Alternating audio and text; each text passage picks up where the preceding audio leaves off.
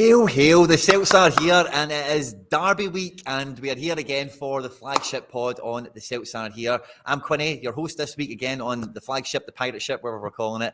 And this week I'm joined by Josh. Josh, good to see you, my man. Thanks for joining me. Yep, buzzing to get chatting today about everything. How are you doing, Quinny?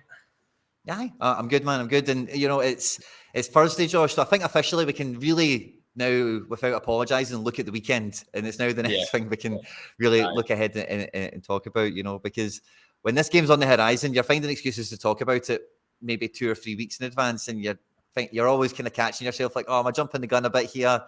Maybe one game at a time and all that stuff, you know. But but now we're here, you know, so there's no apologising. Exactly, we'll get right into everything today. Especially, I think after Monday. Monday's the kind of the turning point where you're allowed to start talking about it. But especially Thursday, we've got 2 days to go. Less than 48 hours, or 40 hours roundabout. So. Yeah. And, you know, the last game we did come off, you know, we'll touch on that because we spoke about it last week going into the preview of it. But we were away to Ross County in a game that, you know, me and Ryan, who was on last week, I'd convinced Ryan as well to go hard on the score prediction. But I thought we were going to run all over them. I thought Kyogo was going to get a hat-trick. And I thought it was going to be a great prelude into the weekend. I would say it was still a good match, Josh. The scoreline definitely wasn't emphatic as I was hoping. But a good game all the same, wasn't it? Yeah, I would agree. I think 3 points are the most crucial thing when you go up to the Highlands. I think we've also seen it before previously where we'll go up there, we'll be one goal up or something like that, maybe even a draw, and you're getting a late goal. And that was very similar this weekend, Bernabei coming on late on and winning it. But I think 3 points are all that matters when you go there, and I think that's exactly what Celtic got. The performance probably wasn't as high as high intensity levels as Ange would have wanted. At Ross County, they didn't really threaten, to be fair to them. There's a spell in the second half, but I think Celtic, 3 points in the bag, get on to the next game. Yeah, it was a little bit less dangerous than a few of the other games we've had with Ross County, you know. So, like, even though the scoreline wasn't, you know, as I say, as emphatic as I'd maybe hoped, like on the pitch, there was like zero threat. I think that's probably one of the easiest times we've had up in Dingwall for a good while. You know, normally it's like last minute goals, or there's a lot of other bits and bobs going on in those games, you know, decisions, lots of set pieces. But it just didn't really feel like that at the weekend, you know. Bernabei did make the, you know, I thought Bernabei's goal was taken really well. And Bernabei's one of these guys that kind of disappeared from the squad for about a month or two there. And Celtic fans, you know, myself included, I think we're always changing our mind on Bernabei. Is he near the first team? Is he capable of getting into the first team? Is he a great prospect? Is he a waste of time? I think everyone has kind of been on that pendulum, you know, 3 or 4 times this season. But, you know, coming into the, you know, we'll get to the weekend with Bernabei, of course, but coming on in a big game away from home where, you know, you do need to get stuck in. The scoreline was tight. There's no room for error. You know, so a great goal for him in his young Celtic career, you know, getting that blast right at the end. Yeah, I would completely agree. I think he's always been kind of up and down. He's come on, he's been really good, or either he's been quite poor. I think at Tynecastle, the 4-3 loss earlier in the season, he was exposed pretty much. But I think the couple of months absence, he had a baby. I have a part-time job in Primark, and apparently was in there buying £400 worth of stuff, so for his newborn.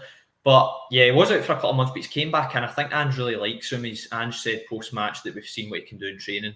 Obviously, he comes on 25 minutes to go. Celtic are only 1-0 up at the time, so you're asking for a lot from him to come in at left back. I think he done really well. He got up and down that left-hand side with ease. I think flashed quite a few dangerous balls across goal, and then obviously took his goal really well. I think he deserved it, to be honest with you. But I think we'll touch on it later about Taylor. It'll be interesting to see if Bernabei does get the nod at the weekend. But I was very impressed by him and impressed to see what he can bring in the future. Yeah, big time. And another player that impressed a lot of people who, again, Celtic fans are still kind of formulating their opinion of, for the most part, is Tomoki Iwata, who gets his first start, I think it is, in a competitive game or a league match, certainly.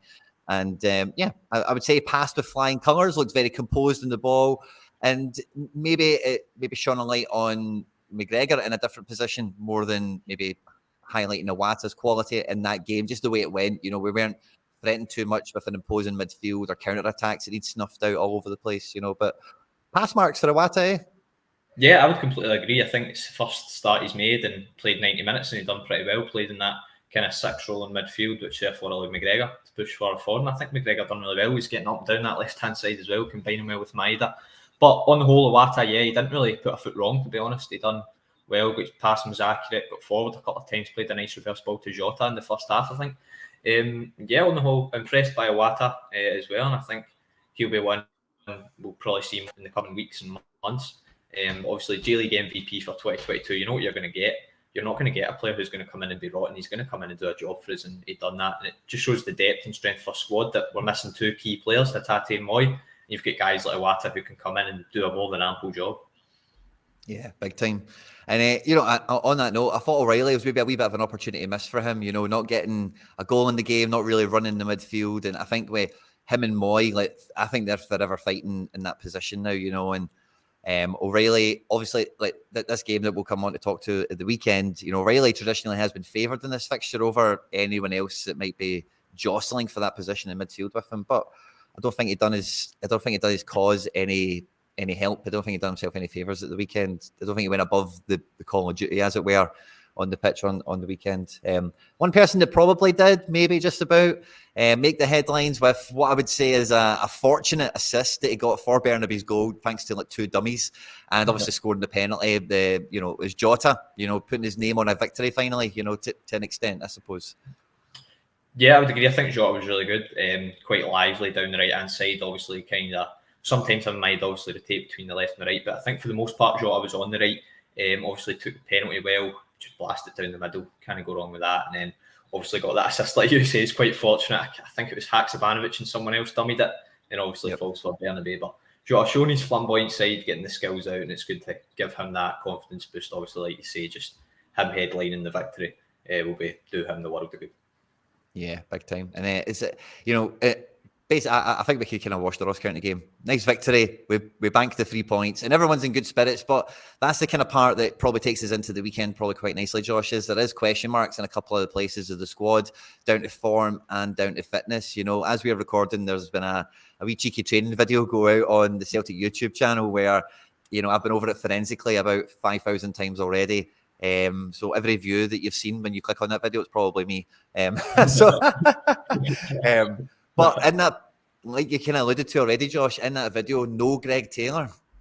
No Greg Taylor, no Rio Hatate, but Aaron Mooy was front and centre. I think they kind of focused on him throughout the video. That was great to see. However, concerning no Hatate, no Taylor either, which leaves Ange. If, like we said it though off air, we were like, this video could have been taken 2-3 days ago. We don't know if it was posted this morning and was taken for Tuesday, so therefore Hatate could be in training today. We just don't know. However, we'll take that and we'll say, right, Hatate's not in training, Taylor's not in training, therefore it leaves Ange with quite a few dilemmas going into the game and leaves us quite disappointed. But huge positive that Mooy's going to be fit. That gives us a huge boost. Yeah, so like you say, if you watch the video, especially as many times as I have, Mooy is quite well featured. He scores a good goal and you see him coming out. And one thing I thought dead interesting, as soon as the video opened, I was like, oh, he's coming out with Tim Williamson. He's coming out with the physio. So straight away I was thinking, maybe he's not going to do full training or something. Let's see. Yeah. But as the video rolls on, it is a wee bit of the Aaron Mooy training session show, So I think, like I've kind of mentioned maybe with the O'Reilly part there, I think Mooy probably comes into this game now on the basis of, the form he's been on this season and he's available from the looks of it. Yeah, most likely. O'Reilly, like we said, he didn't really impress, didn't really capture the imagination, obviously. We said O'Reilly has been slightly favoured in the Celtic Rangers games, but Mooy, if he is fit, I think Mooy probably does get the start over him due to O'Reilly's not poor performance, I wouldn't say, but just performance that wasn't up there with his best. Therefore, Mooy probably will get the start if he continues to be fit and keeps training the way he's training. Yeah. And I think as well, in line with, so again, it's just trying to piece together the puzzle ahead of the weekend, because that's part of the fun of how good the squad is now for Celtic fans, is getting to, no matter if you're watching this at home or, whatever, but everyone has fun speculating on the team, especially when, it is filled with so much quality like it is at the moment. I think most of us would probably pick Mooy over O'Reilly this season for this game, if fit and available. But with the doubts over Hatate, Iwata getting his 90 minutes under his belt, and obviously we know the relationship with Ange and Iwata, the quality of Iwata coming into the team, seems he's maybe now integrated to the level Ange can trust him to start a match, like we've seen at the weekend there. Yeah. Does Iwata retain his place for you, Josh? I think he does. Yeah, I think you can't really argue against him. I think the only other option you've got if Iwata doesn't play is McGregor in the holding, then you play O'Reilly and Mooy, which I don't think is probably best and is not most sustainable, especially in a game like this. Therefore, Iwata, for me, I think Iwata starts and you go McGregor in front of him and Mooy as the 10 or the more advanced kind of playmaker.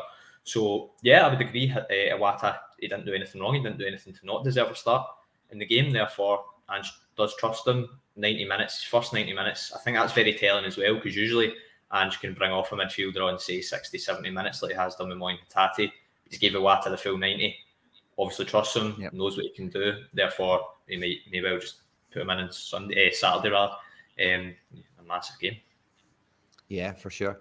And just thinking about it there, like you say, like it's one of those it's one of those things where does Iwata, we've seen plenty of players for Celtic make their debut in the Glasgow Derby in this fixture, as it were, and it's not something the manager's necessarily even shied away from. He put Alistair Johnson in there for his debut, amongst one or two other players that escape me at the moment. So I don't think, I don't know. I thought with previous games this season against Rangers, what probably went in our favour for some of our guys like Kyogos and Hatates and whatever is they had played in the fixture before, whereas Rangers maybe had a few fresher faces to the tie. And I noticed the game I was at Celtic Park earlier this year, like when we absolutely made a joke of them on the day, really. It was quite clear their players really did shrink under the fixture and under the pressure of it all. But yeah, as I'm kind of talking about it, being at home in particular, and it is going to be a full sellout, green and white. Every seat, every bum is going to be on a seat. It's going to be brilliant. Do you think Iwata's lack of experience for this fixture would even be something that's thought about? Most likely not. Like you said, obviously Johnston was given his debut at Ibrox, and that's Ibrox. Full Rangers support, barely any Celtic fans there, if any. Therefore, I don't think Ange will shy away from playing Iwata, especially. He'll have a lot of help in there. The likes of Mooy's a greatly experienced player. McGregor's the captain. He'll be right in there with Iwata as well. So, yeah, I don't think Ange will shy away from it. I think Juranovic also gave a debut at Ibrox. I don't think I had a feeling there was a fullback. I my spidey senses were tingling on that one. But thinking about that, like if that's the midfield that runs out, because we all know McGregor plays, it's just unquestionable, So if it's McGregor, Iwata, and Mooy, like see for all the Ange like proper hardcore fans out there, that's an Ange midfield of it's Mooy, his favourite guy in the world, for midfield. Iwata, his chosen one for midfield from Japan, player of the year, and obviously McGregor, who everyone loves, and is obviously apex for us at the moment. So that is a midfield, like that's going to cause so many problems. Maybe the only thing that goes against it is that it's not actually played together before in a competitive match. It'll be the first time they'll be on the pitch together in that sense, But that's an interesting thought going into this game, isn't it? That Iwata, with those extra defensive capabilities that we've never really had in the team to this point, we've been kind of searching for it. Will be interesting to see, and then maybe we get a wee bit more license out with McGregor further forward, where we would normally see Hatate, of course, and Mooy with the form he's on. So yeah, it could be a great midfield, even without it having Rio and O'Reilly, which wind back 8 months. Imagine saying the best midfield wouldn't have those two in it, or not the best midfield, but like the Ange midfield for the Derby game. You wouldn't believe it. Yeah, exactly. Like, I think the midfield that started the 4-0 game, like you were talking about in September, was O'Reilly, Hatate, and McGregor. So I think if you told someone back then you're playing Tomoki Iwata and Aaron Mooy, especially back then when Aaron Mooy was well out of favour, not anyone, I think anyone and everyone thought he was rotten. So that's testament to him how he's come on. He's now one of the most on-form midfielders in Scotland. So you've got him and then Iwata. Yeah, I think it's probably Ange's not favourite because he doesn't like to favoritise players. But I think if you asked him who your kind of favourite players are, obviously Mooy is the first Australian he ever signed when he's been abroad. And then Iwata is handpicked for the J League, and obviously Callum McGregor's his captain. So I think it'll be intriguing to see how that midfield does. Like you say, the first ever time they played together, and especially in a high-flying game like that, it'll be a big opportunity for them all though to kind of gel together and get that. However, if Hatate was available, he definitely plays. That's unquestionable. But I think we never know. I wouldn't be surprised. I wouldn't be surprised to see Hatate's name in the starting lineup. I honestly wouldn't, because you know what Ange is like with keeping cards up his sleeve. We've obviously still got the pre-match presser to come as well. I think that's tomorrow, so we'll probably hear more. Probably the first question that comes out, wouldn't it? Where's Hatate? Where's Taylor? Yep, for sure. But yeah, I think Iwata, McGregor, and Mooy are more than capable midfield, and I think they can do a more than sufficient job. But like you say, it would be, if you told someone a couple of months ago that's a midfield that's starting, you'd be very surprised. Yeah, for sure. And you probably wouldn't believe it would do very well. But I've watched the baddies a few times this season, kind of by accident, and I've probably not seen them actually in the last kind of month or so.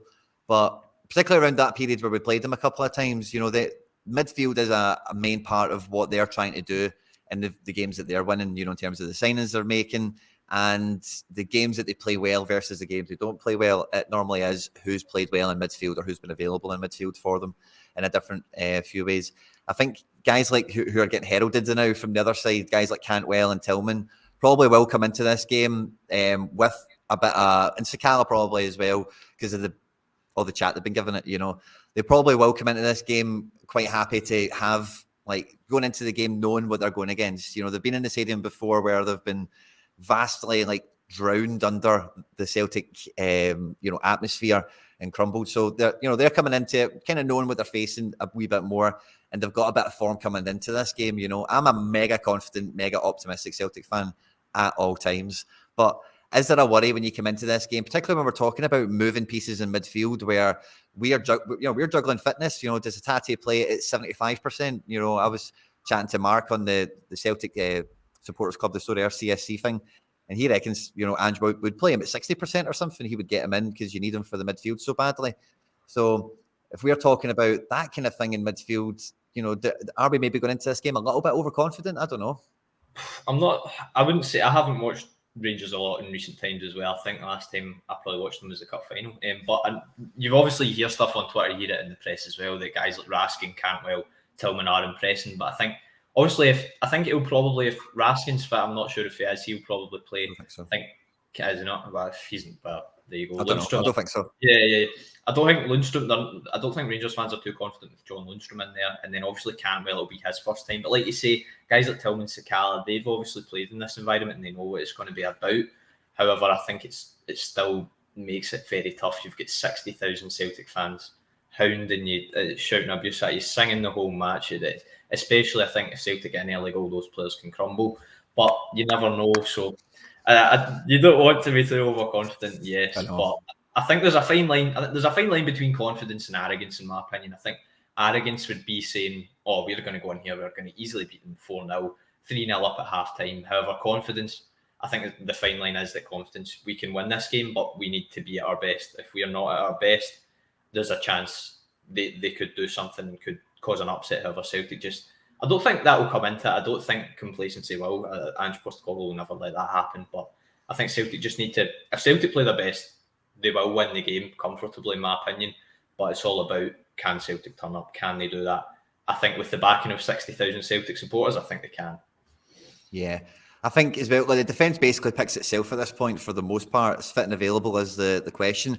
If you're the Rangers, if you see Bernabei on the team sheet rather than Taylor, is that an opening for them? Is that something where they think they can maybe get an edge? Because Bernabei's obviously, ability and current form this season aside, just a different style. He's much wider and he's going to do a much more up and down, which would suit, their right back and whoever else they've got on the wing. Whereas Taylor is such a harder thing to deal with tactically, because he roams and he's effective everywhere he goes. He doesn't roam and abandon ship or leave space or anything. What do you think about that?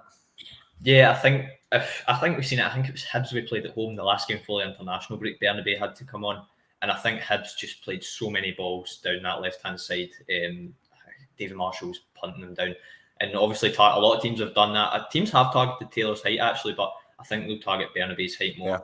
Yeah. I think Al McGregor will probably punt a lot of long balls out to whoever's playing on the right hand side. And like you say, Tavernier does like to get up and down, and Bernabei can leave himself exposed. I don't think his positional sense is the greatest. He's much more of an attacking fullback than a defensive one. He's much better going forward, in my opinion. I think he used to be a left winger at some point. I'm not entirely sure about that. But yeah, I think it will be a vulnerability if he does play, and Rangers will look to expose that, no doubt. However, it's about, can Celtic give Bernabei the right support in there? Can, say, Iwata's playing in the holding role, McGregor playing in the left, in the box-to-box, can he get up and down that left and support Bernabei?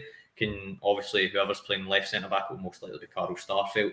He will look to support him as well, more than he probably would do with Greg Taylor. But yeah, I think it will be a vulnerability for Celtic. However, it's about how they deal with it and how they kind of patch up the missing points.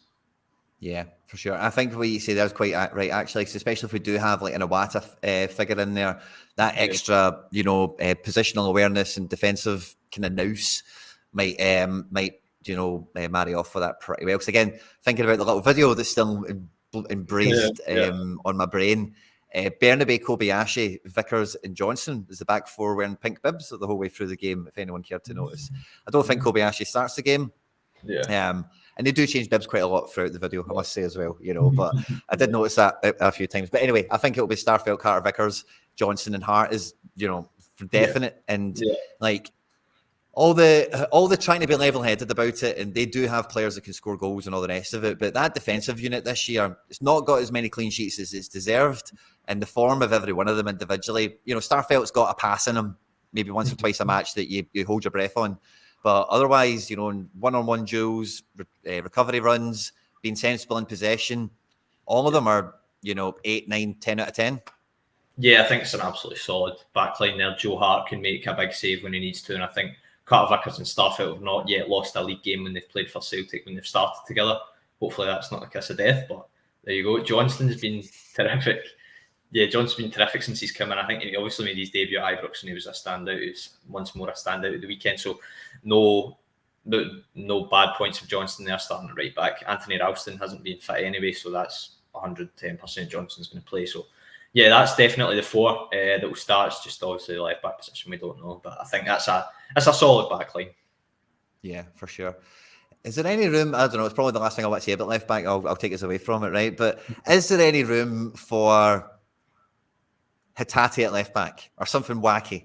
Because is there any room for that? Kobayashi, something, Yeah, I was going to say Kobayashi, obviously left-footed, and he is much more of a tall physical figure, but I don't know if Kobayashi can bring that going forward, what Taylor or Bernabei would, and that's crucial to obviously the way Celtic play. So you never know with Ange. You never know. He might throw in a wild card. He might throw in as long as he doesn't play McGregor at left back, as much as they do a job. I have PTSD from McGregor at left back, but I think Bernabei can do a job as much as we've spoke about his vulnerabilities. I think he can do and come in and do well. But yeah, I think I wouldn't be surprised to see an Ange wild card. I'm not an advocate of McGregor left back, right? But if you do watch Arsenal and you watch Zinchenko play left back, and I suppose you see Taylor play left back nowadays, like, who knows in the right hands? But I see, I'm definitely not an advocate of that at all in any way, shape, or form.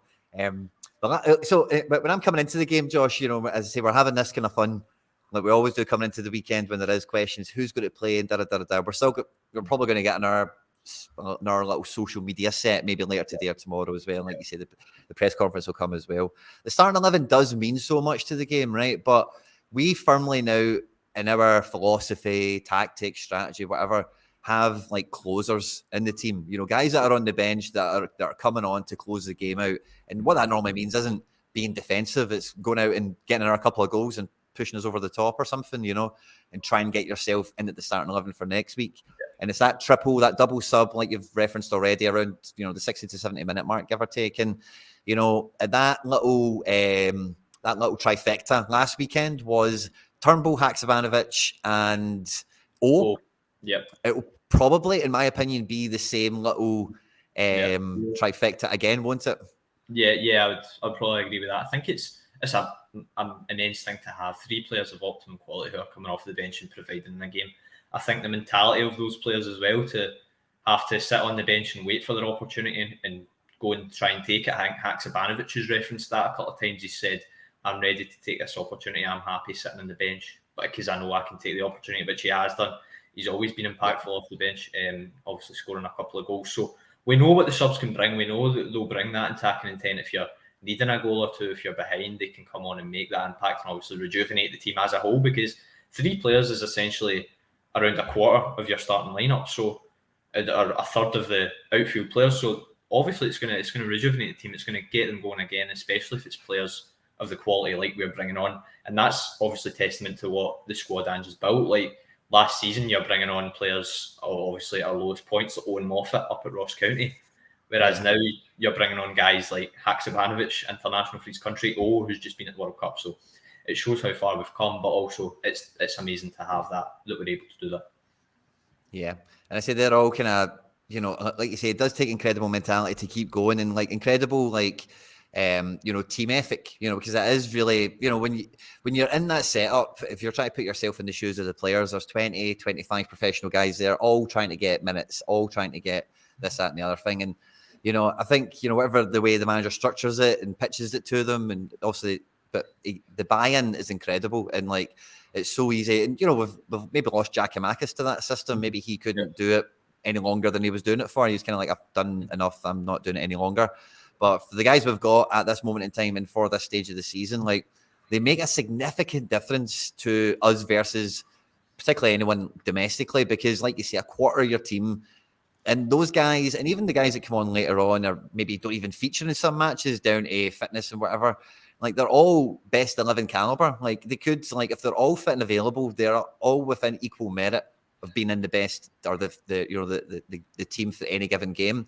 And, you know, it's not just the ability of the players, but it is that kind of team ethic that kind of comes into it. And, you know, that is going to really pay out on the pitch, I feel, because when you've got the way the Celtic team is now, Josh, with that kind of real team ethic, that's a big part of the thing that connects the stands to the pitch. And when it is like full sellout, like it's going to be as well, like, I think as soon as we see them come out the tunnel, it's going to be, right, guys, page 1 of the songbook, let's start. And it's just going to be, and like you say, if we get the fuel to the fire, an early goal or something, it's just going to be a 90-minute, you know, like, I normally can't talk after most Celtic games when I go, and I've got a feeling it's going to be one of those weekends ahead already. And, you know, like, and I think those guys are a big part of it, because against the Rangers, they maybe have a bit of quality and depth and all the rest of it, but they are not prepared to play us in that sense. That, like, if you're like getting good victories against other teams in this league that we do as well, like, equally it's not the same for us playing them, but that intensity all the way to the 95th, 96th minute, like, that's an environment of like the highest order that they don't practice against, they haven't got exposure against. And the bench is, for me, the whole point I'm making here is, I think the bench is probably an understated part of that, because they help. It's kind of cheating, you know. I know it's amazing that we have that quality available to us to come on, and I think you said there, obviously Rangers coming into that environment. I think if you put us in their shoes, like going away from home to an atmosphere that's renowned around Europe, and you've got no away fans, and the team you're playing is in top form, 9 points ahead of you, the mentality of the Rangers players going into that will be, oh no, not this again. 3-0 before, 4-0 before, please not again. So I think it will be. I don't want to be overconfident, like we said earlier, but you just don't know what can happen in these types of games, obviously. But I think I've always said in Celtic Rangers games, the home, I'm going on a bit of tangent here, right? But I think the home team always has the slight advantage, and I think that's even better now with no away fans altogether. Therefore, I think, if you're a Rangers player coming into this, you're like, oh Jesus, here we go. So I think Celtic can definitely score quite a few. But like you said, obviously the subs are a massive part of that. That's what you've been saying the whole time. Like, I would completely agree with your point. The likes of Turnbull, Haksabanovic, whoever it may be, Forrest, Abada, if he's fit, he obviously probably won't be. However, like, genuinely, we have such a talented, terrific squad now, and it's the bond between the supporters and the team and the club and the manager is as strong as it's ever been, I think, in my lifetime. So it's just amazing to see, and hopefully we can keep building this and keep going. And obviously Saturday's another big step.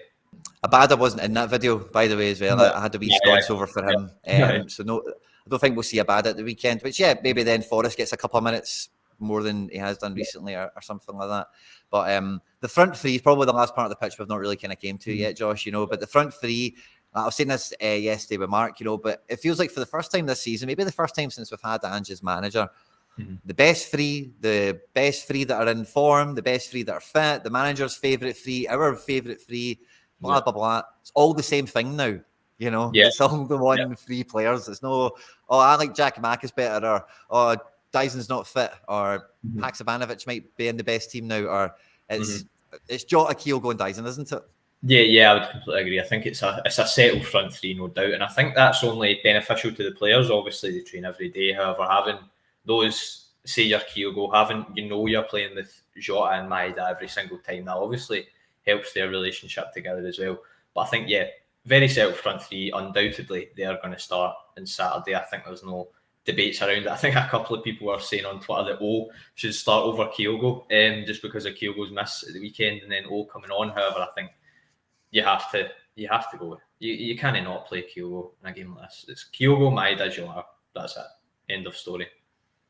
Yeah, I think that's just taking it a bit. I think it's taking the whole you playing the team on your performance kind of mantra. I think that's taking that to the nth degree. You don't drop. You don't take your main. He's not played bad. He has missed a chance, right? Of course he has, right? But he's also scored a bucket load, this season, and it's it's one of the biggest games of the season. You're not going to take him out the firing line, and that's brilliant that he's done that. And let's see him do it again at the weekend. He knows he's going to get 20, 30, and he's moulding into that. Mm-hmm. Yeah, I would completely agree. He can come off the bench and score. We've seen it, I think, Hibs, touching on this Hibs game a couple of times, but I think O came on. Obviously, then Kyogo dropped back into the kind of advanced midfield role. Obviously, Big O, we know what he can do, and he obviously scored that game as well, so he can make that impact, and he'll be looking to do that again at the weekend, obviously. You can't not start Kyogo. We've seen what he can do. He's got the knack for the fixture now. I think the last 2 games against Rangers he's scored in, so he'll be looking to hit those heights again. Yeah, you're right. Kyogo, I remember that. He kind of dropped in, and the first thing I thought was, it was like that one time Kyogo and Giakoumakis played together. Seen it again. And then in the final 7 minutes, Haksabanovic comes on for Kyogo just to hammer home the point. Haksabanovic then plays that job. Haksabanovic is crying out to play centre mid. He played centre mid, I don't know if you caught this, Josh, for Montenegro in both of their internationals. And a midfield 3 and a midfield 2, depending on what websites you believe, and all the rest of it. But so Haksabanovic is another one to throw in there. But for me, Daizen Maeda, took maybe 3-4 months to really win over the Celtic fans. His World Cup campaign really did help, because we love a hero that everyone else appreciates. This guy plays for Celtic, And when he goes and does that at the World Cup, that kind of definitely helped his cause. His form since the World Cup has been brilliant as well. And I think he goes into this game is this maybe the Derby match where it's a bit of Daizen Maeda makes the stories. I know he scored really quickly in the last one, but I mean, it could be. You never know. I think Maeda, he's not really. I think in recent weeks he's been putting in the performances and he's been effective and he's done that, but I don't think he's really stood out, chipping in with a goal or two. He done that specifically after the World Cup. He was an absolute fire. Him and Aaron Mooy, I remember, were running the show. I remember that game at Easter Road where they both scored. But we know what Mooy is capable of, and we know he can do it, especially up against. Well, it depends who starts on each wing. Obviously, it'll most likely be Maeda on the left up against Tavernier. So I think Maeda can more than expose his defensive vulnerabilities, and he'll look to do that. I think, it could well be the Daizen Maeda show, especially late on. You never know when he gets in behind. We've seen his pace. He's absolutely rapid. We know what he can do. And I think he's very improved. He used to lack kind of composure in front of goal previously, but I think he's very much improved on that. He's getting there. His finishing's better. I think he's improved in his technical ability as well, because he used to, I think as well in a Celtic Rangers game last season, I think it was 1-1 at Celtic Park. The ball comes in from Jota, across, Daizen Maeda's at the back post. Al McGregor comes rushing out his goal, and I think Maeda kind of, he just kind of, he's scared by McGregor's presence and coming out, and he kind of glances at the ball. I think if he scored that, it puts 2-0 up and well on way to victory. But I think he'll be looking to impress. He scored in the game at New Year, and I think he could do that again. Every Celtic player could chip in with a goal. Every Celtic player who's playing midfield or up front could score easily. So Maeda's no different. 100%. And see, when you say that there, I get a wee fuzzy feeling in my cheeks there. My papa, who's not with us anymore, God rest his soul, he was when I was a wee guy growing up, he was the one that would really talk to me about Celtic and go through Lisbon Lions and all that kind of stuff. And it's one of the oldest memories I've got in my life, right? But I remember sitting talking to him, and he used to before we'd be watching TV and stuff, but he would whisper in my ear. He would say the Lisbon Lions team, he'd be like Ronnie Simpson. And he'd tell me the team and all that. I absolutely love Celtic, God rest his soul. But anyway, what I used to say to him was what made the Lisbon Lions so special? Why was that team so amazing? And the thing he said to me, and I've never forgotten this my whole life, was every player could score.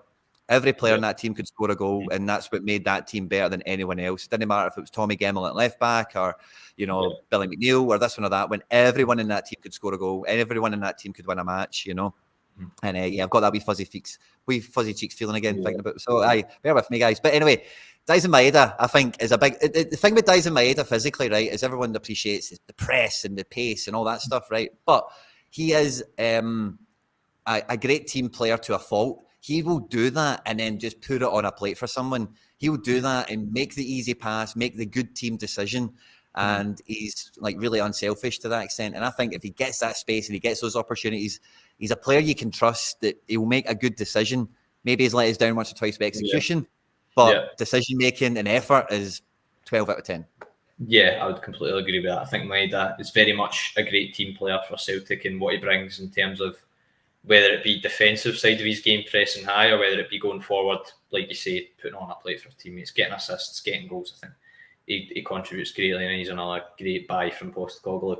Brought over from Japan. He's been absolutely excellent in his time at Celtic. Yeah, and like the criticism, like to kind of come back to that O point a little bit as well, like the criticism of Kyogo can be in some of these games, particularly where we are dominant. He got 4 touches of the ball and he missed a chance and all the rest of it. He's not involved in the game. If you've got O up there, maybe there's a bit more link up, maybe there's something to stick against or whatever. But with what we're just saying about Maeda and then all the plaudits we can raise against Jota, this is a game you want Kyogo keeping up with the tempo of the game, finding the space, finding the pocket, getting into the blind spot and putting those goals away, you know. And like, you know, the form he's been in this season, getting snubbed from the Japan team, that little documentary thing he had going on, obviously he never scored at the weekend, which I'm sure he's very disappointed about. But, you know, Kyogo has been one of the main stars of the season. And this, like, I'm talking about maybe this is a bit of maybe a game that Daizen Maeda could write his name against, but Kyogo is probably the one that's primed to really win this game for us, isn't he? Yeah, I would agree with that. Like, Kyogo's been one of our, if not the best player this season in terms of his contributions to the team. The amount of goals he scored has been unbelievable. And I said earlier, I was getting kind of worried because obviously up until the New Year game, he hadn't scored in a derby. So it was getting to that situation where, come on, Kyogo, get your goal against Rangers. Once you get one, you'll get Hunters once you get one. And sure as fate, gets the goal, the late equaliser at Ibrox, scores 2 in the cup final, he's the hero. So he'll be looking again. He's got the knack for the fixture now. Obviously, at Celtic Park, he'll be looking to... He's not had that moment yet. He's had it in cup finals. He's not had it at Celtic Park where he's in a big, massive game. He's been the hero. He'll be looking for that moment. I think he's more than capable of producing it. Like, for him, scoring the goal to whether it be a late winner, a goal that puts us 1-0 up, bagging a hat-trick, he'll want to be the centre of attention if he does. Scoring, I think he's more than capable of scoring a couple, as is everyone, though, like we've said. Yeah. The last game versus Rangers, the Rangers at Celtic Park, Kyogo come off after 5 minutes, if anyone has forgotten, you know. So, like, he definitely has unfinished business. He's definitely got a chapter in his season to write, you know, in that sense, you know. So I'm super excited to see the wee man get stuck into it and hopefully with the form of Daizen. And then probably the last, you know, we know the front three's nailed, like we kind of said at the tip off of this section. But Jota, like, looking at Jota's season, had a bit of an injury, slowly recovered from it, in and out of the team, coming off the bench, and then now it feels like he's maybe getting to that point of we could see like this section of the season, you know, and again, I could say this about all the front three, and I basically have at this point, but we could see a bit of the Jota show. You know, we could see Jota really get to let himself off the lead, as it were, and really run a game for us in that right wing position. Yeah. Jota kind of had a stop-start beginning to the season. He obviously scored against Rangers, scored that chip, iconic celebration early in the season. But I think it was the same as last season, kind of. I think he came onto a game much towards kind of post-split.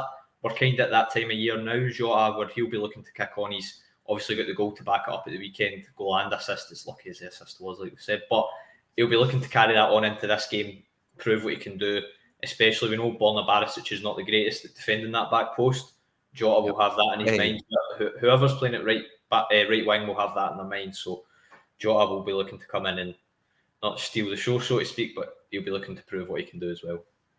Yeah, big time. It's such an exciting time to see the team as well, because this is the business end of the season. This is when you want them in this condition, and we're in, you know, and I know we've got a few injury worries coming into the game, right? But that aside, like, there's no chinks in the armour. There's no problems. There's no, we've got a problem position, or we've got this Diddy at right back or something, you know, or who signed this guy up front, or there's none of that, you know. It's just the full team's quality. Everyone's in great enough form. And Like, we're talking about, and we've referenced it a few times, it's going to be a whole Celtic attendance, like we mentioned in the podcast last week.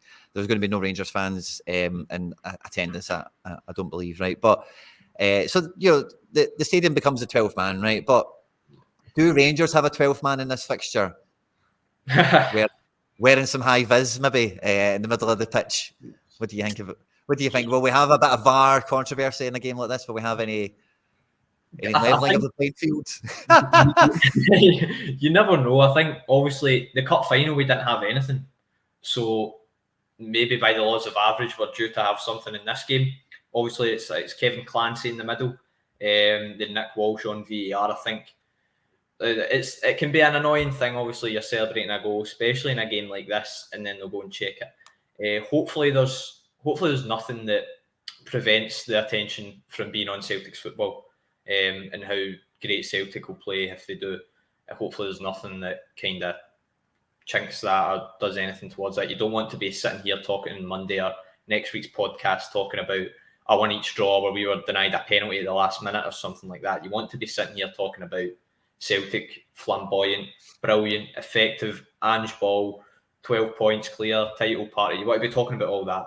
Hopefully we're not talking about any bad refereeing decisions. As incompetent as the refs are, you never know, that could happen though. Yeah. A nice little kind of note we've got from the producer of the show that we'll give everyone. Ange's last defeat in a Glasgow Derby in the SPFL. It's August 2021. In that game, Ryan Christie and Odsonne Edouard started. We all lost the semi-final to them that season as well. But since then, it's been dominance ever since. But yeah, interesting one. So good period domestically where the manager, like since it became his team, it's good. We heard so much, Josh, about Ange season 2 and all the rest of it, and like I think we're now getting to that point of like, wow, the team's really amazing. It's actually more thinking into next season where you can get, is there another level of excitement we can take with this team? It's getting there, as far into the future as we're probably allowed to look at this point, right? It got announced that there's going to be a Japan kind of friendly kind of thing in the summer with Yokohama F. Marinos, Ange's former team, the Japanese footprint of the City Football Group. Man City should also be involved as well. First thing I would probably throw at you about this, Josh, is are we now are we a de facto state of the CFG? Is that what's kind of happened at this point? I know. It's very interesting. Obviously, we've had it in the past. We've signed quite a few players from the City Football Group, the likes of Jason Denayer, Dedrick Boyata. Obviously, probably a few more names I could rhyme off. Patrick Roberts. Millions. Hundreds. So potentially, yeah, obviously going over there, that certainly says that Yokohama F. Marinos are a City Football Group team. Man City going over there. I think there was also, one of the articles that released in Japanese press said Brighton. There was talk of Brighton going over. PSG maybe as well. I don't think they're not as nailed down to go. Obviously, Brighton have quite a big Japanese presence. Obviously, Mitoma. Every time I hear his name now, I get disappointed because Celtic could have signed him. But there's that. Obviously, Brighton, PSG not as nailed down. I don't think it's Celtic and Man City and Yokohama. But I think it's a great opportunity. Obviously, I think the games are taking place at the end of July. Celtic v Yokohama is probably most likely going to take place. We don't know about Celtic v Man City. Man City went in 2019 when Ange was the manager of Yokohama. We've seen that picture. I've seen it floating about Twitter of Ange and Pep Guardiola shaking hands. Yeah. So that's where that came from. Man City won 3-1 in that game. Ange team Yokohama quite impressed. They done pretty well. It wasn't as a runaway as many thought it was going to be. So I think it'll be interesting. Kevin Muscat is good pals with Ange. Obviously, Yokohama boss, won J-League last year. So it'll be a good game and good way. We know Ange likes, he said it in pre-season this season, he doesn't like pre-season to be stupid wee friendlies. He likes it to be competitive. He likes it to be as near to the competitive action as possible. And I think he's probably going to get that when he goes to Japan, as much as it's going to be a homecoming from the Yokohama fans. They're going to obviously adorn him like anyone would. I think it'll be interesting. I think it's good. 60,000, 65,000, I think, was mentioned as the capacity crowd for them. So it's a good bit of publicity as well for Celtic going over there. We've obviously all got a big fan base in Japan now, but even greater, hopefully, when we go. Obviously, finance, good chance to promote the brand, get more money. So I think on the whole, positive thing, and we're looking forward to watching the games as much as they might be at 3 a.m, but it'll be fun. Yeah. Well, the Japanese league is only like maybe 8 games old or something at this point, maybe not even as much as that. So by the time we come to play them, they'll be like at peak peak stage, which is a good pre-season environment probably to be in for that match. Because not only will it be that point in the season for them physically, but you know, you can imagine what it's like for them. They'll be playing Celtic and Man City, and whoever else turns up, and they'll want we're going to beat them. You know, and we'll give them a game today. It's not going to be a training session. So, if that's the kind of tempo he wants to get, then hopefully, you know, we see that on the pitch, and that's the Celtic way. You know, that's what we want to see. You know, when Celtic do play abroad, you know, the Australian stuff that we had earlier this year, last year, I forget exactly when it was, but. So yeah, I'm quite excited for it in that respect as well. And like, you know, it's beyond the scouting, and it's beyond that kind of like, it's the TV rights and it's selling shirts and all the rest of it as well. But like global football nowadays, like CFG is the one that everyone knows. There's a couple of them going about there, but networks are so important in global football nowadays. You know, like it's all about scouts. You know, who gets the early kind of nod on a player, and who's the local kind of experts, and then who are they connected to, what academy have they been educated in, or whatever, all that kind of stuff. So for Celtic to be constantly included in that, even to this extent, like I'm always kind of happy to see that, you know, that we're rubbing shoulders with the good and the great of world football in that sense. And I include Yokohama in that sentence, you know, not Man City only here, there. Yeah, I would agree with that. I think it's great for Celtic to get the publicity and get the relationships going as well, because obviously, like you say, the way modern football's going, even the way the modern world's going, a lot of it's about, particularly in football, who you know, not what you know. So it's very good for Celtic to have that. We obviously have that relationship already with the City group, and I think that'll probably only be strengthened when we go play there against, I think one of the teams we played in, I don't think it was actually, maybe I'm talking rubbish, but I think one of the teams we met played in Australia was a City football group. I'm not entirely sure. I think we did play Melbourne City. Yeah, Melbourne. Yeah. So there you go. So yeah, it was Western Sydney, I think, and then there was another one. We played Everton, then we played an Australian team. But I'm not entirely sure who it was. But like we say, the City football group relationship will continue to grow as much as Celtic are partaking in things like this. And obviously Yokohama, Man City, two big teams. Yokohama, one of the biggest in Japan, and Man City, arguably, well, maybe not the biggest football club, but a great team with huge finance. So who would not want to be involved in a relationship with them? That's good. For sure. It was Sydney FC, like you say, so not the CFG team, just I think they were Australian champions or something, whatever it might have been. But yeah, so interesting to see that. And, you know, like I don't mind this kind of thing, but I think we're kind of happy to, and I don't know if it would be maybe before your time, Josh, so sorry, but like I remember the days where we used to go to America for pre-season friendlies, and it was like, it would be like the World Club Super Championship, and it's Celtic, Real Madrid, AC Milan. It's like 40 teams, but everyone has 2 games, and that's it. And then it was just a bit of a joke or whatever, you know, just a money spinner. But at least these ones, you know, it feels like there's some sort of purpose, and they say there's some sort of, you know, connection there. Because even Yokohama, of course, they'll be really happy to see Ange, but if you catch the videos or any of the stuff that went on when Daizen Maeda left Yokohama, that was like Henrik Larsson leaving Celtic material, you know, like full stadiums are out, seeing him. He went back at one point, and, you know, just to go out to the pitch and say thanks for everything and all the rest of it, you know. So, like, it's easily, you know, Celtic are so big, and, you know, we've got so much to enjoy as Celtic fans, but it's kind of, it's easy to forget that, you know, like, some of these players are maybe like the bet, you know, like there's other stories going on at other clubs kind of thing, and we are like kind of sharing in that with them as well. Like the same way that we look at Larsson winning Champions League with Barca, and we think that's our guy, that's Larsson, he done that, you know. They'll be thinking the same, obviously. So it's, you know, that's the kind of part that I like, you know, it's like a connection, there's something going on there with the fans, and it's not just because they're going to go buy a shirt or they're going to turn on their TV to watch it or something, you know. So yeah, all about that. I think the team kind of picks itself for the weekend, Josh, and we've kind of went over all of that stuff. But to finish the podcast out, do you have a score prediction for us? What do you think? If you had to go with something, what would you be going with? If I had to go with something, I will go Celtic 3, Rangers 0. Oh, 3-0. Can I get a goal scorer off you? I'll go with Kyogo, because like we touched on earlier, I think he'll be wanting to. I think Kyogo will get one. Don't know about the others. 3-0. Kyogo at least will get one.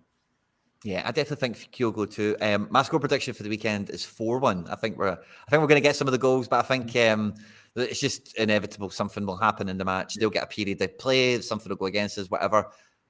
So I went with 4-1. Yeah, I think we're on the same wavelength. I think also an intriguing point to note. I've seen it on Twitter. Celtic have scored 95 league goals this season. They need 5 more to get to 100. I'm not saying we're going to score 5. But I'll go with 3. An omen. I'll go with 3. It could be a good omen. You never know. I love it. Stay safe, everyone. Have a good game. Josh, thanks a lot, mate. Hail, hail. Thank you. Yep, hail, hail, and look forward to Saturday. Mo Noobs. Oh.